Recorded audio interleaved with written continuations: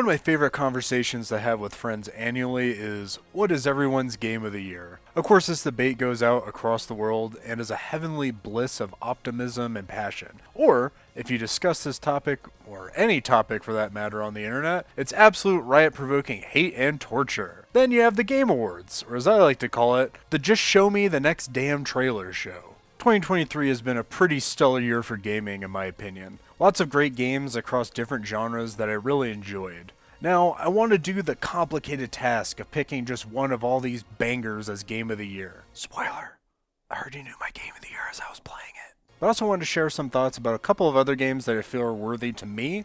Let's start with two games that I feel slide right into that honorable mention category.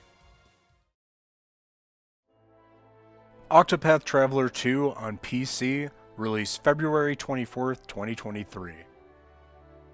I love the first Octopath Traveler. I love the choose-your-own-adventure style of story progression, I love the battle system, I love the graphics. Octopath Traveler 2 improves on its predecessor in almost every way. I found the characters and their stories to be far more interesting and unique. I like how they kept the same type of story progression but also added extra chapters that involved more than one character. I found characters like Oswald, Temenos, and Throne to be way more memorable than any of the cast from the first game.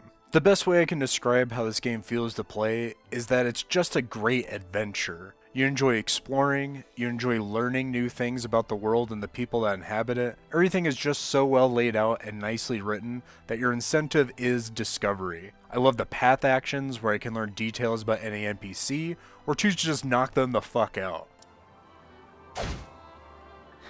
The combat is so addicting with so many layers with the boost system and all the job classes you could pick from, and the game is absolutely gorgeous. The boss sprites especially are just amazing. Give me all the pixels, all the particle effects, all the cool shadows and warming lights. I am so sold on this graphic style. I was so into this game, I even got all the achievos for it. I was just hooked. I still sometimes wish I could play this game for the first time again. I am that high on it. I really hope Square Enix keeps the Octopath series alive.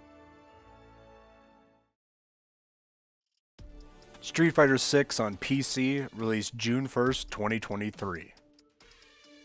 So a fighting game has never been my game of the year, but out of every fighting game I've played, this one is the closest it has gotten for me. Some quick backstory, before Street Fighter 6, Street Fighter 4 was my favorite fighting game ever, and I did not like Street Fighter 5.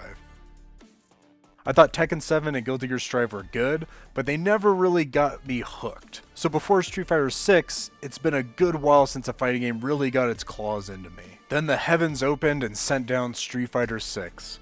And then I remembered, oh yeah, I really like fighting games. I've played this game almost every day since it's been dropped. I dig the character selection, I'm down with the drive system, I think it looks good, and it feels great to play. I even really respect Capcom going in on the single player world tour mode. Like, actually trying to give a shit about a story mode in a fighting game is just going that extra mile. And a nice redemption for the god-awful launch that Street Fighter V had. Just like back when I played Street Fighter 4, Street Fighter 6 has me looking up tutorials and combo videos.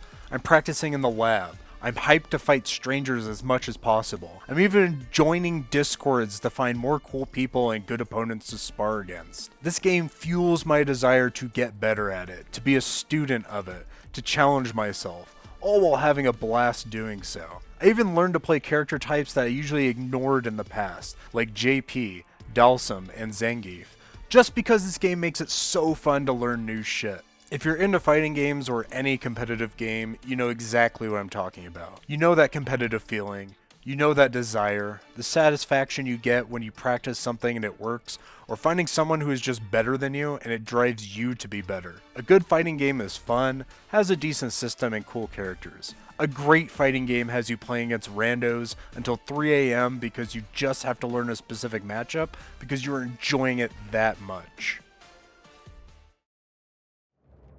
Okay, it is now time for my Game of the Year for 2023, and I'm pretty confident this is a pick for a lot of gamers. It's a game I first played in early access over a year ago. It's motherfucking Baldur's Gate 3, y'all. Released August 3rd, 2023 on PC. First thing I want to just state, here and now, this is the best written game I've ever played. You know, there are some of those games where it gets to a point where you want to just skip dialogue and just move on.